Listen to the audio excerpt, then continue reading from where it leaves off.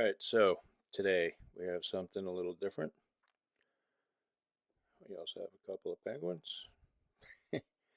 And so, what we have here is this stone that took a couple of months to get to my house from China. Now, I had a stone similar to this long ago. I had seen them on eBay, and there were a couple of posts on one of the shaving forums about them, but no clear explanation of stone, its capabilities, and what have you. And I was like intrigued because I really liked that coloring, and the one I had seen on the shaving forum was absolutely gorgeous. So I contacted the eBay seller and asked him to. He had the little tiny pieces. They were like an inch by a half inch. I don't know what that was all about. I asked for one cut to a 3x2, and it was backed with a red, what they call the ruby type of stone, and the ruby was a synthetic type of thing, and but they called the green stuff natural. So I got that stone. The green side was like okay. The red side was a fast cutter. They had claimed that the red was 3K and the green was 10K, and neither of those numbers were accurate really. But I was able to get like a shaving edge out of the green one. And when I say shaving, I mean that I was able to shave, but it wasn't something that was going to change my life or I would like seek out, especially, since I have like a bunch full of stones here. But it was interesting. And I sold it to someone who wanted a barbahone, and I don't think his needs for edges were as critical as mine. And I guess he seemed to get along with it. And, that was that. I hadn't thought about it, that stone, until recently. I was cruising through eBay looking for some material to make a spring with. I was looking for a beryllium copper, silver plated, so I could make a spring, conductive spring. And anyway, I came across one of these auctions, and you know, back then, um, I got that little stone. It cost me like I don't know, $10 and maybe $12 to ship or something like that. So the price was all of like $20, $25. There was a seller selling a full size, an 8x2, and wanted like $200 for it. And some people said that he would take 150, but I didn't want to spend that money for it, but I did want a bigger stone. So I'm on eBay recently, and I see this stone, and the guy wants like $30 for it. So I figure, what the hell, you know, let me go for it. Now, there was some other research done back in the day when I was first getting into it. There's a seller on, like, I don't know, Alibaba. I don't know if that's there, whatever, some site, and it was like Obama's Mini Hompy or some shit. I don't know. That was the name of the seller, and he had like all these crazy stones, and it was apparent that it was all man-made stuff, and it was all sold as natural, and they were cheap, but I just didn't trust them. I didn't trust the payment system, so I never did it. And the guy on eBay with the expensive one, Merlin Tools, I tried to work out a deal with them, and they just kind of blew me off, and I contacted well, I was in contact with someone else in China for another project, and I asked them about it. And it's weird. This particular stone, like people know about it, but it's like shrouded in mystery or some crap. I don't know. Well, it's sold as being Beryl. All right. This stone, when I bought it right here, this particular example, the seller did not use the word Beryl, but many of the other sellers do call it Beryl. Now, Beryl is beryllium, aluminum, something. It's a natural stone. It's in the family with emerald and aquamarine and maybe something else. And there's no way, in my opinion, there's no way that this came out of the ground. Like, if this is Beryl, it did not come out of the ground like this. I'm just not seeing it. It has none of the telltale traits. There's no visible crystalline structure. There's nothing going on. You got the green, you got the clear. Beryl is technically clear. The green is impurities, chromium, maybe? I forget. Anyway, it's unimportant for this. It's not a geology class. You can see another like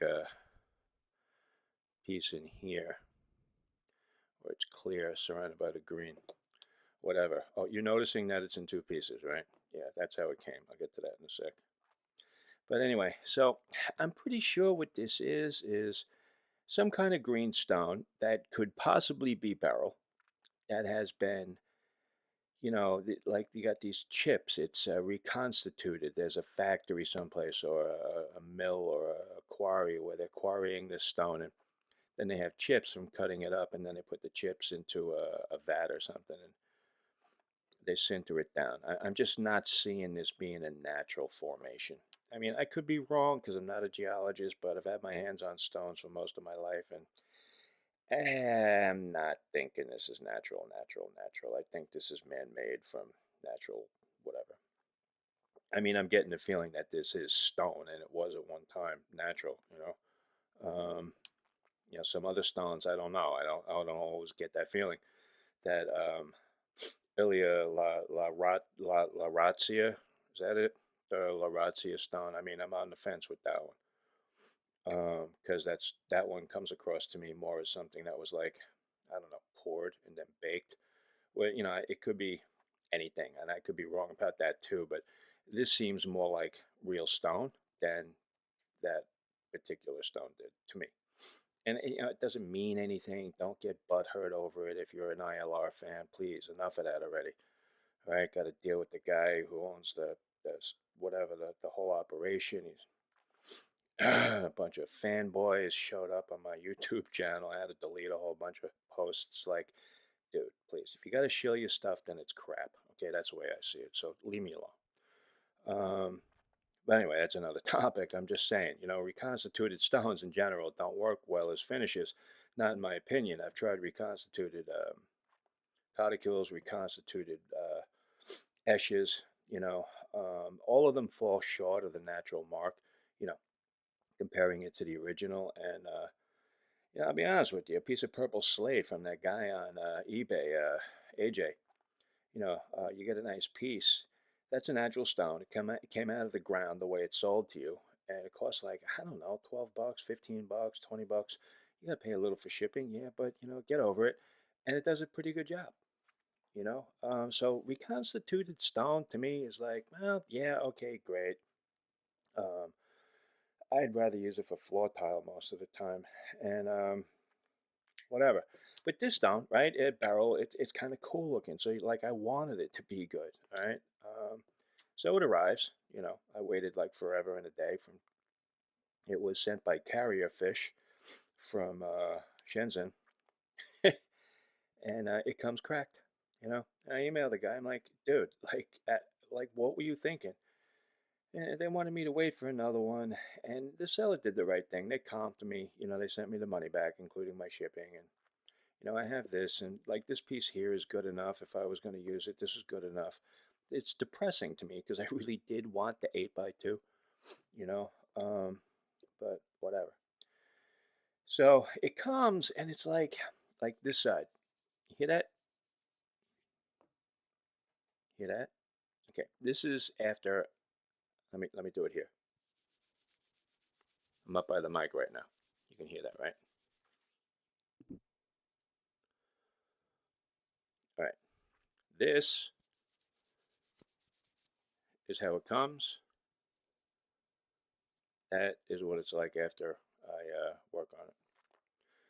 So, I atomed the snot out of it. The edges are all chipped. The corner was bumped in. Tried to like straighten it out as much as I could, get it nice and flat. So I used the Atoma 140, and it cut through it really well, like not a problem. And then I dressed it with my very worn 400. So I got a nice finishing surface. Now, let's say this really is Beryl, and we don't know. It's cool looking though, right? You want this thing to be like awesome. You want to be like the cool kid on the block with this like psychotically cool green thing. Yeah. Anyway, if it is Beryl comes in. Hardness is high on that. I think it's like 7.5 or something. It's like a full point over like an Arkansas, you know. Specific gravity, it's higher than a Transarc too. So man, lately there's been this like, oh, let me compare specific gravity to come to an understanding. No, you're not going to come to an understanding of honing by determining specific gravity. I'm sorry, that's just like making busy work for some unknown reason. Um, if you had like five of these and you wanted to like figure out which had a higher, mineral content or something, a silica content, whatever. You could do specific gravity on the three pieces. If they're all the same size and the higher one, that one's going to be dense. But, comparing this to like, the specific density, of a cuticle, right? Or like this JNAT, three different stones. You're like comparing apples and oranges and and then people are like, I don't know, they're putting on like lab coats and fucking professor hats and fucking beanies with propellers and shit. I don't know what's going on out there. Me, I just want to hone and be happy, and I wanted a cool stone. Um, so I got it nice and smooth. That's my point. And I got it workable, and the 140 cut through it really fast. So yeah, I don't think the hardness of this reconstituted stone, let's say it is Beryl, if this really is Beryl, the hardness of the recon Beryl is not the same as Beryl out in the wild that hasn't been reconstituted, because this cut easier than a Transarc, way easier. I mean, like, way easier. So there's that. All right, so, I got a conditioned and level, and, it's wet, it looks even better, right? So I got this blade out and I'm going to destroy this edge, doing this. Because the reality is this is not a great finishing stone. It's like every other reconstituted stone. It's lacking, and this one is lacking in kind of a unique way. So basically, I took a known edge and I started doing some finishing laps, like a touch up sequence on it, and then I went and shaved with it, and my face felt like it went through blunt force trauma. Yeah, not only was it really like during the shave, it was like sore and aggravated. It was like a couple hours later, I took a shower and like shampoo streaming down my face was like stinging, and it was like, oh God, this hurts. This is no good. So what I did was, and I have to apologize, I didn't like do any imaging because I just was not in the mood to put the camera on the scope, but I did put this puppy on the scope. And not the stone, which I should have done, I guess, but I was looking at the edge. And no matter what I do with this stone, I wind up with like the most psychotic looking micro serrations and some chipping. Now, the chipping was identical to the chipping I got from the Ilia La Roca. And oh, by the way, doing this, no, this doesn't cause a problem. It doesn't like lift bits of stone up that chip the edge. No, that's bullshit. Um, yeah, here's my theory, right? And this is a non-geologist theory. I think when you're talking about crystals, you have an alignment that goes on with making crystals.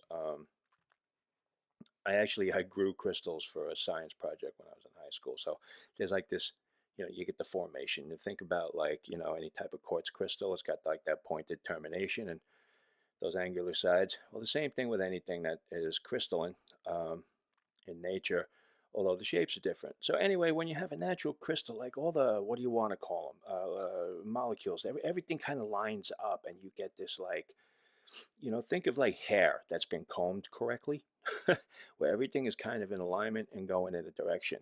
What I think happens with these things, I think your abrasive particle crystals are like just they're freaking out, and they're pointing all over the place. So they're pointing in every which direction. So no matter how much you flatten it down, you still got teeth pointing out of the stone, basically.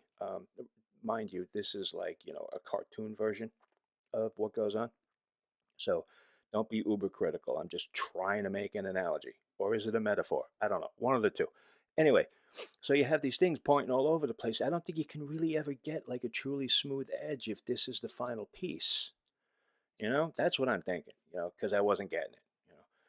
So I tried a couple of things. I tried water. I tried being like ninja on the water. I tried working with oil. Oil was better. The funny thing with oil, it cuts more with oil. And I noticed this with the last one I had, and I do not know what the story with that is. But I definitely pick up more swarf when I'm working with oil on this stone.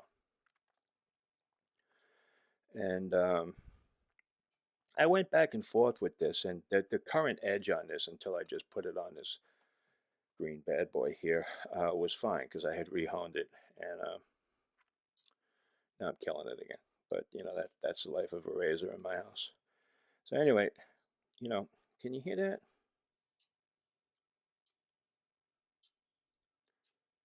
It sounds good, right? I don't know.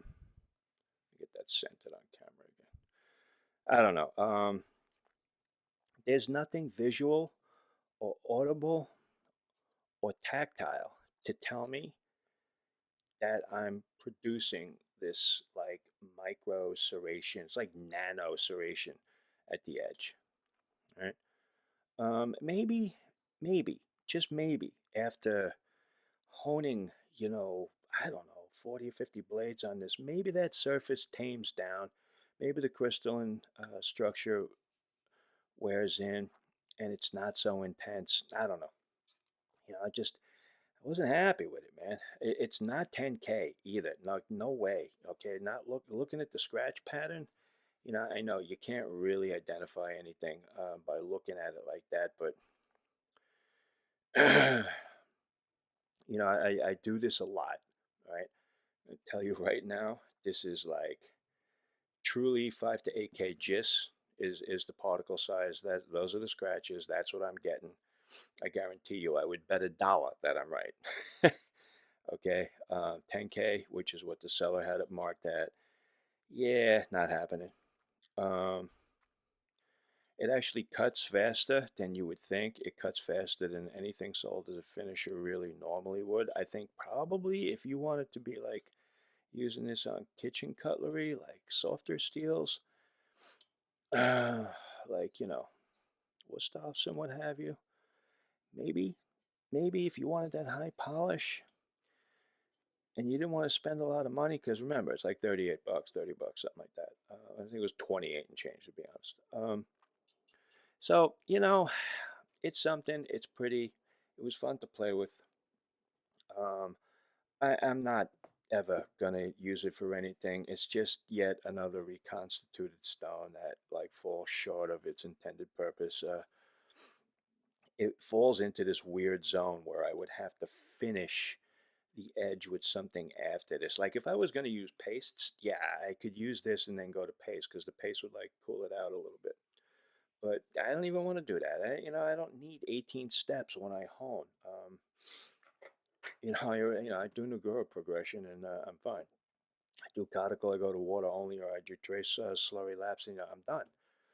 I don't need to do like 1K, 3K, 5K, 8K, then this, and then go to something else. It's convoluted to me. I would rather just have an 8K, 12K synthetic finish, and then live with that. This doesn't really work for me. It was fun. It was fun. It's colorful. It's not expensive. If you like to check out stones like I do, that's great. Just if you're gonna buy from that guy on eBay, just email him and say, "Dude, like, make sure you wrap this right, because I heard you don't know how to do that correctly." All right, maybe don't say that because that'll probably piss him off. Well, it would piss me off. Yeah, where it's cracked, if it does arrive cracked, you're gonna have to like really lap it down because like this stuff here will definitely tear up an edge. It took me a while to make it smooth, but like I said, the 140 cut through. Anyway, so that's it. Nothing special. Till next time, keep honing and remember, always have fun.